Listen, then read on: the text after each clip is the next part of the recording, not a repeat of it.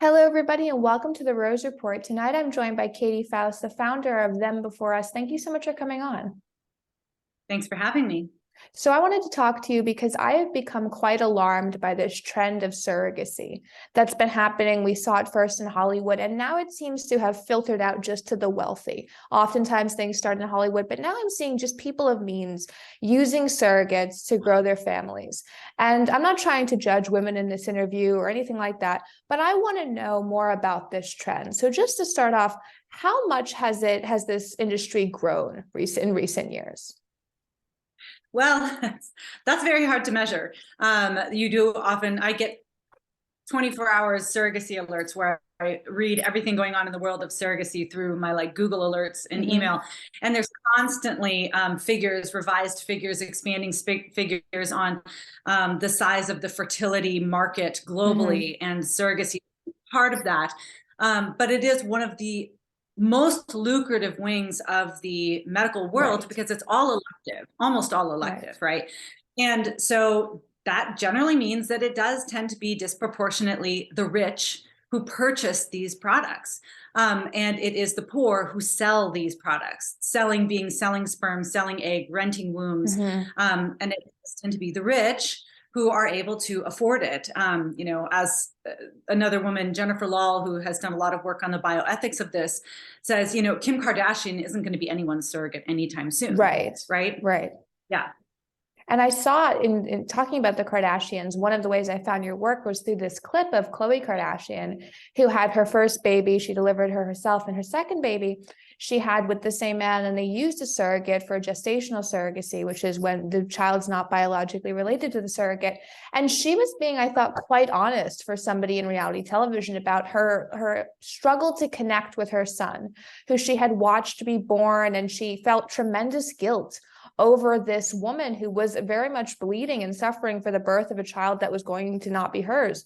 So in terms of the impact it's having on surrogates, what is happening there? Is there an impact mental health wise, financially, and physically? Yeah. So there's there is a international coalition against surrogacy for several different reasons. I would say that the largest and the perspective that has gotten the most purchase when you're talking about condemning or banning surrogacy is the perspective of the feminists, right? That this actually is the exploitation of women, and that it is on that ground that many countries throughout Europe have made surrogacy completely illegal. Right. And so there are very good people that you can follow on the topic of how is this impacting the surrogates. The Center for Bioethics and Culture put out a really great film called Breeders, which was all about the impact that this has on the women who rent out their bodies. How does it affect them? Well, they are at risk for much higher pregnancies, right? All surrogate pregnancies are naturally high-risk pregnancies. They do tend to suffer more postpartum depression. But the reality is that because most of these procedures either are taking place in countries or states where it's not officially recognized, and because the fertility world has managed to evade even the most basic functions for tracking how these people are doing, where they're going, especially the children, it's hard to get good data on the outcomes for surrogate women. But I will say that the work that Them Before Us does is we understand that there are concerns when it comes to the women that are participating in this, whether they are women selling their eggs, whether it's women renting their wombs, or whether it's the women who are seeking to put together sperm, egg, and womb so that they can have a child that they are raising. But what we do at Them Before Us is we focus on the child. We look at all marriage and family issues through the perspective of what about the kid? And so I am less concerned with how the women fare, because at some level, all of the women consent to this. The woman who is purchasing the egg or renting the womb, the woman who is offering up her womb, the woman who is selling her eggs, right? Maybe there are some adverse health effects for them, but on the whole, they consented, right? Maybe it was not a full consent, especially in the case of things like egg donation, because we really haven't studied the massive amount of health risk that goes along with injecting yourself over time so that you can stimulate your ovaries to produce not just one egg, but 20 eggs, right? And so those women, I think, they may not necessarily be able to consent because it's not informed consent, because we cannot inform them of the risk. Right. But there's a level of volition involved with all of the women. The child never consents. Right. The child never consents. A child would never voluntarily consent to lose a relationship with their mother or their father or be separated from the only person they know on the day that they're born. So that's sort of the angle that Them Before Us focuses on when it comes to reproductive technologies. And you mentioned the fact that there is very little long-term data around this. The research really has not been carried through. And we're seeing a lot of people now talk about, well, what's going to be the long-term impact of this for children? So in terms of this industry, how much oversight is really going on? Because I see the stories, I see the commentary, but I'm not seeing like a congressional hearing on it. I'm not seeing this level of politicians and legislators talking about how they're going to legislate it. So overall, how much government oversight is happening in the US when it comes to the surrogacy industry? Well, not just surrogacy, but when it comes to things like IVF, right? Making babies in the laboratory. I mean, this is the first time that our species has ever created children without sex. You would think that government would have some interest in officially diving into how are these children faring? Where are they going? What is happening to them? But again, big fertility is absolutely resistant to not just any kind of regulation, but any kind of tracking. So, for example, last year I spent quite a bit of time in South Dakota, which is a place that has a high level of fertility clinics, more women who are more economically vulnerable, women, more military bases, which is like prime pickings for women who would volunteer to be surrogates. And there has been a push to legalize commercial surrogacy there. And one time they said, can we just know what you're doing with these embryos?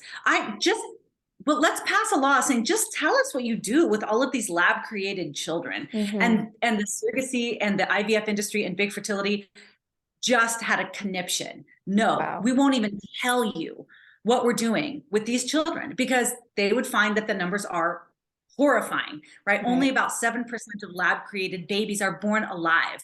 Most of them are graded out of existence, deemed not to make the grade. They're the wrong sex, or there's some kind of genetic, not even abnormality, but just something that looks like less than perfect fitness and discarded. Many of them are donated to research. The bulk of them will simply spend the majority of their life in a freezer and never, ever even be implanted in a mother's womb.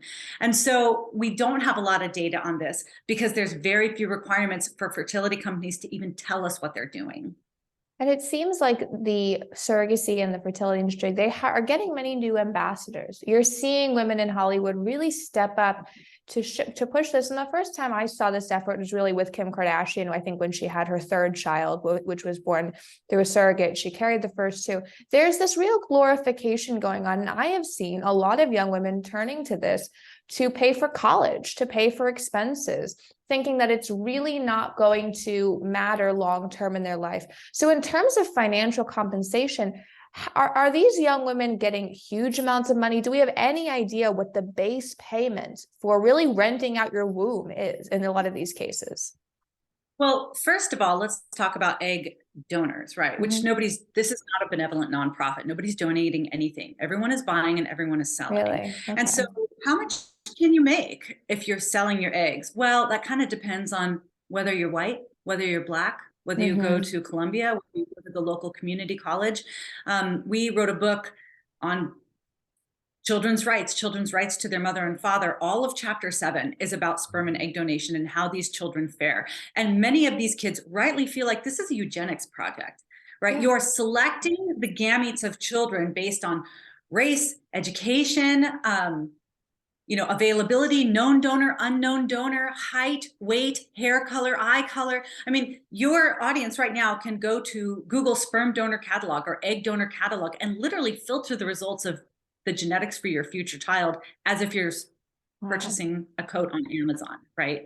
And so this this is not a marketplace that treats everybody the same. White, educated, female donors fetch the highest price, right? I mean, this should set off the alarm bells for so many people, okay? And then when it comes to renting out the wombs, if you're going to be, and so those college educated students, I mean, where are they advertising for egg donors, right? That. Yeah. I've wondered they where is that advertise on college campuses where women still have, they're at peak fertility. They have a high number of their limited amount of eggs available that they will then sell to somebody else, very often putting their own future fertility at risk. So some of these women will go along because of the hyperovulation syndrome that they suffered through massive amounts of hormones they're injecting. Some of them will go along in life and never be able to have their own children, but somebody else will be raising their biological kids. Right. I mean, this is absolute nuts, right? But they advertise for egg donors on college campuses because they want healthy, young, smart, beautiful women. They don't advertise for surrogates on college campuses. They do that on military bases, right? Wow. So they want women who have had a child or two, who are still economically vulnerable, right? College girls are economically vulnerable. Oh, wow, if I donate my eggs, I can pay for a semester of school, right? No, they advertise on military bases for surrogates because also economically vulnerable. These women also tend to have a pregnancy or two under their belt, need to make some supplemental cash. And if their husband's deployed for a year, well, they may as well have another baby in the meantime, since they're good at it and they can stay at home with their other kids in the process. Right. If you want a white surrogate in the United States, she'll probably make $20,000 to $50,000. But if you need a bargain basement surrogate, you can go rent a brown woman overseas and you're going to pay so much less. I've seen that. Yeah, so this is a marketplace in bodies and babies. This is a marketplace of women and children. This is the closest that we've gotten to the buying and selling of humans that we outlawed at the Civil War. And we are bringing it all back in the name of progress. And I know that there is a massive international surrogate market, and Ukraine had a massive market. I don't know where that stands now with the war, but that was a very big, if you would export of their economy. And there have been several documentaries about the Ukraine surrogate market and American couples who maybe are not as wealthy, but can afford something. And they go to Ukraine, they go to other countries in Europe, and they do this. And in terms of the priority placed on certain ethnicities, you would think that you would see pushback from the left on this, because you would say, well, you are literally classifying one race above the other on a financial level and really a breeding level. But in terms of political pushback, do you see any from the left or the right, or is either side paying any attention? If so, are they doing anything? The right has started to pay attention, but there's even a lot of moral confusion about this, even among Christians, even among conservatives, even among Republicans.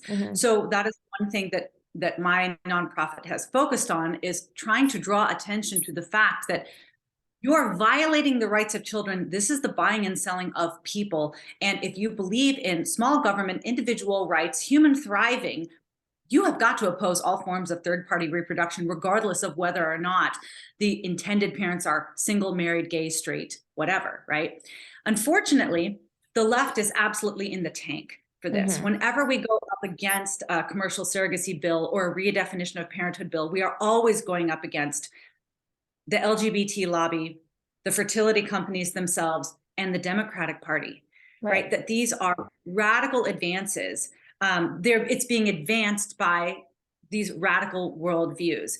And it actually is no surprise that the party that is really believes in abortion without limits in all circumstances, no matter what, would also want to advance the cause of anybody creating a custom order child, regardless of the cost to kids, because we often talk at them before us about how abortion and reproductive technologies are two sides of the same child commodifying coin. Right. Both of them view children as objects to be manipulated based on adult desires. Abortion says that if a child is unwanted, you can violate their right to life and force them out of existence. Big fertility says if a child is very wanted, you can force them into existence by violating some child's right to life, or often the child's right to their mother and father, right? Both of those mentalities see children as objects of rights rather than subjects of rights. And in terms of the future of this, I know it's grown quite a bit, the whole fertility industry and surrogacy. It's on an upward trajectory. There's no denying that. And what is the next step? Because you talk about the lack of oversight, the amount of money being thrown at it. But in terms of scalability for this industry, what are they looking to do next in America? Good. So when you look at the process of making a baby outside of the mother-father bond that takes place in a sexual embrace, right? What does it take to do that? You need sperm, you need egg, and you need womb. Okay. Now, sperm is pretty easy to access and fairly cheap. Right. Eggs harder to access, but especially if you're willing to take a discounted race, you can find something that's a little less expensive.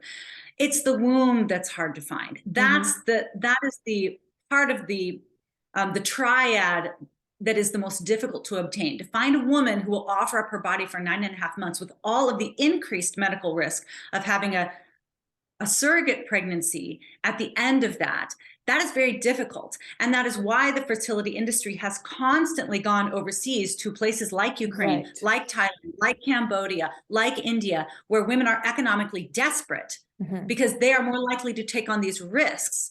But what would be so wonderful is if we could just cut the womb out altogether. That would be the biggest money saver, right? If we really could find a way to say we can get sperm, egg, but we don't need the womb at all. And so we do have different enterprises. This is happening in China already. They've already told us that they're working on the artificial womb.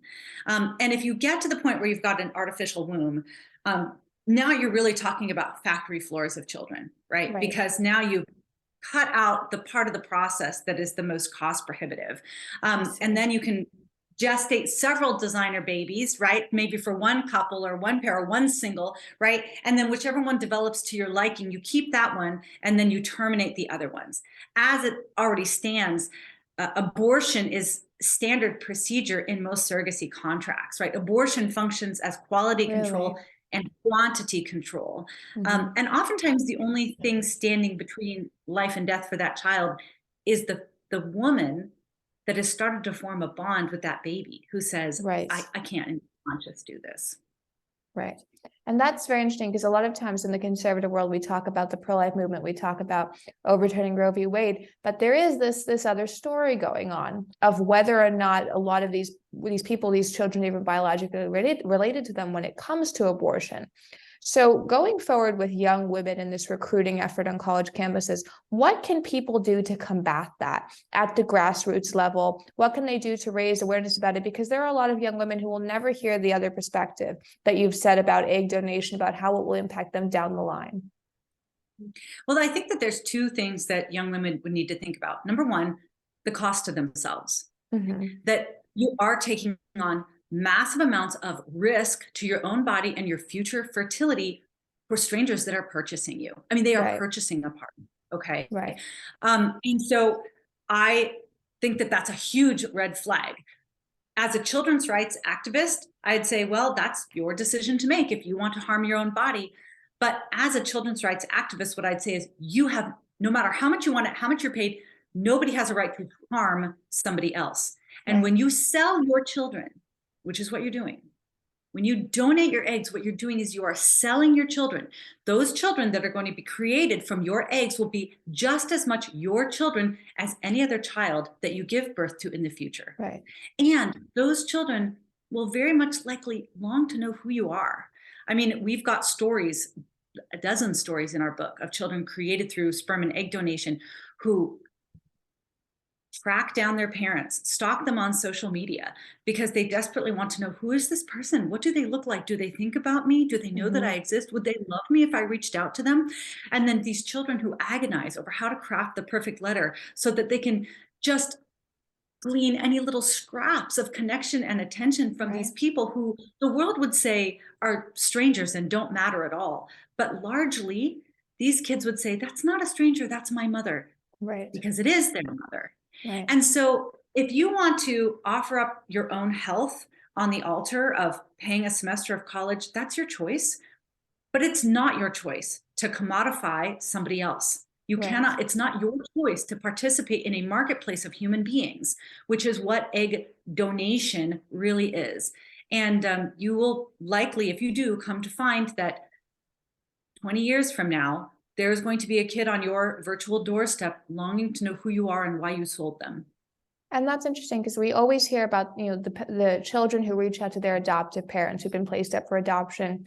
And people understand the heartbreak associated with that, but there isn't really an understanding of the heartbreak associated with being a donor child. And I've seen efforts by donor children to tighten laws, to have there be some sort of effort to make it easier for them to find their donor parents. And just sort of in closing, I wanted to know, because we've mentioned quite a bit in this interview about the fact that this really is something the wealthy and celebrities are doing. And a lot of people on the left, I think, have a misconception that they're not trying to create like superhumans, that they're not trying to create people designed for what they want. So in terms of what the biggest warning sign you think going forward will be for this industry growing in even more power, what is something we can look out for in the media and within Hollywood to see as a marker of what's to come? Well, what is the, if I could summarize what the bright red line is, and this goes for all of our work, whether we are talking about divorce or same-sex parenting or reproductive technologies or cohabitation or polygamy or whatever it is, our bright red line that we always talk about is adults should never make children sacrifice for them. It is adults who should be doing hard things for children instead of forcing children to do hard things for adults. So if that is the bright red line, not only do we need to worry about what's happening out there in the future, but we need to condemn and ban so much of what is happening today in the world of big fertility, because so much of what's happening right now is commodifying, harming, and violating the rights of children already, right? And that is before we get to sort of the dystopic next step of artificial wombs and before the campaign to legalize commercial surrogacy comes to your state or your country, which it absolutely will. But we are looking at, 3-parent embryos where we cut out the mitochondria from, the 3-parent babies, right? Where you take the mitochondria and insert a healthy egg, cut out the unhealthy mitochondria, insert an egg so that 3 parents contribute to the genetics of the child. We're looking at creating sperm or egg cells from skin cells of adults. So like when a child goes back and says, I want to find out who my mother is, there is no mother. There's skin from something. You know what I mean? And so like the chase for higher quality products and cheaper products is going to lead to more and more distortion of who children are and what it means to be human. And honestly, we can't even get straight that children shouldn't be bought and sold now, even though it's traditional, normal women who are gestating them. We've got to have moral clarity right now on the violations and harms of third-party reproduction.